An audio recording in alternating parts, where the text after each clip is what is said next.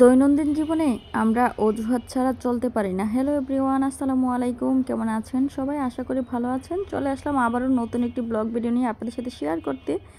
আজকের ব্লগ ভিডিওটিতে আমি আজকে যা যা করলাম সব কিছু আপনাদের সাথে শেয়ার করতে চলে আসছি। এটা হচ্ছিল একটা মার্কেটের ভিডিও, যেটা আমি বিকালবেলা গিয়েছিলাম। যদিও ভিডিওটা আমি সামনে নিয়ে আসছি। তো যাই হোক, আসলেই যা বলতে চাইছিলাম, অজুহাতের বিষয়টা আমরা সবাই করি কোনো না কোনো ক্ষেত্রে। তো প্রতিদিনের মতো সকালবেলা নাস্তা করে নিলাম, চা, লাল আটার রুটি আর সবজি ছিল, সবজি দিয়ে নাস্তাটা শেষ করে নিলাম। তারপরে রান্নার কাজে চলে আসলাম। তো যা যা রান্না করব সেগুলো নিয়ে নিয়েছিলাম। তো যাই হোক, আপনাদের সাথে তো প্রতিদিনই আমার সারাদিনের কাজকর্মগুলো শেয়ার করে, যদি ভালো লেগে থাকে লাইক কমেন্ট শেয়ার করে পাশে থাকবেন। আপনাদের লাইক কমেন্ট শেয়ারগুলো আমাদেরকে কাজ করতে অনুপ্রাণিত করে। তো যাই হোক, এখন নিয়ে নিয়েছি মাছ, মুরগি আর শাক। আজকে বুটের ডাল দিয়ে লাউ দিব, সাথে মুরগি রান্না করব। প্রতিদিন যেহেতু মুরগিটা রান্না করতে হয়, প্রায় আমার প্রতিদিনে রান্না হয়। প্রতিদিন তো ভুনা ভালো লাগে না, একটু সবজি দিয়ে খেতে ভালো লাগে, আর লাউ দিয়ে খেতে আমার কাছে খুবই ভালো লাগে। আর ছেলেদের জন্য ডাল দিয়ে দিলাম, ওরা লাউ খাবে না, ডালটা খাবে। তো যাই হোক, আর অন্য চুলায় আমি ডালটা সিদ্ধ বসিয়ে দিয়েছি। আর এক চুলায় আমি মাছ ভেজে মাছের মশলাটা কষিয়ে নিচ্ছি। পালং শাক দিয়ে মাছ দিয়ে রান্না করব। যাই হোক, এখানে কিন্তু মুরগির পাগুলো রয়ে গিয়েছে, এগুলো ছিলা হয় নাই, সেই জন্য। তো ওই দিক দিয়ে কিন্তু আমার মুরগিগুলো ভাজা হয়ে গিয়েছে, কিন্তু পাগুলো কিন্তু রেডি হয় নাই এখনও। তো কী করব, পাগুলাকে এখন পরে আমি ছিলে নিব, ছিলে মশলায় কষিয়ে নিব, কারণ এগুলা যেহেতু ভাজা হয় নাই, কী আর করার।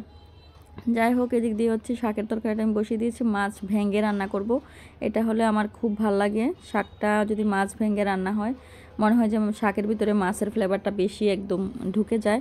তো আমি সেই জন্য মাছগুলো ভেঙে দিয়ে দিলাম। অল্প এক আটি শাক এনেছে।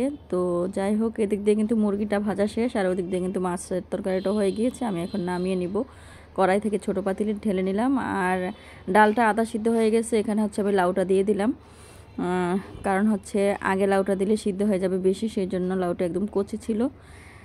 তো যাই হোক, অজুহাতের কথা বলছি, আমরা কোনো না কোনো ক্ষেত্রে একজন অন্যজনের সাথে অজুহাত দেখাই। ফ্যামিলি মেম্বার বলেন, কাছের মানুষ বলেন, মা বাবা সন্তানের প্রতি বলেন, যাই হোক, এটা অজুহাতটা এরকম সময়ের ব্যাপারটা আর কি। যাই হোক, আমরা এখন যারা পেজ নিয়ে কাজ করি তারা অজুহাতটা বেশি দেখায়। পেজে কাজ করতে করতে মনে হচ্ছে এটা করতে পারি না, ওইটা করতে পারি না, এরকম আর কি।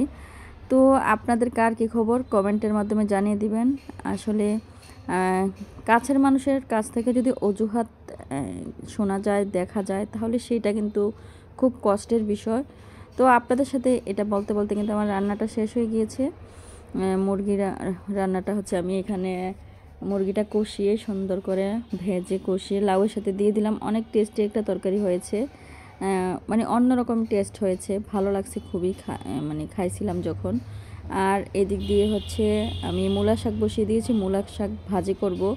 আজকে দুই রকমের শাক নিয়ে আসছিলো শাশুড়ি অফিস থেকে আসার সময়। তো দুইটা শাকই আমি, একটা মাছ দিয়ে রান্না করেছি, আর একটা শাক ভাজি করেছি। সাথে কিন্তু লাল মরিচ, মানে শুকনো মরিচ ছিল।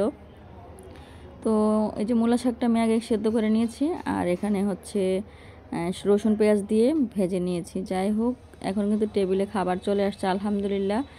আর এটা আমার ছোট ছেলের জন্য বেড়ে নিলাম, বড় ছেলের জন্য খাবার পাঠিয়ে দিয়েছি, ডাল দিয়ে মুরগি। আর ছোট ছেলে মাশাআল্লাহ লাউ খায়। তো যাই হোক, ছোটো ছেলেকে দিয়ে দিয়েছিলাম, আর এখন আমার জন্য নিয়ে নিলাম।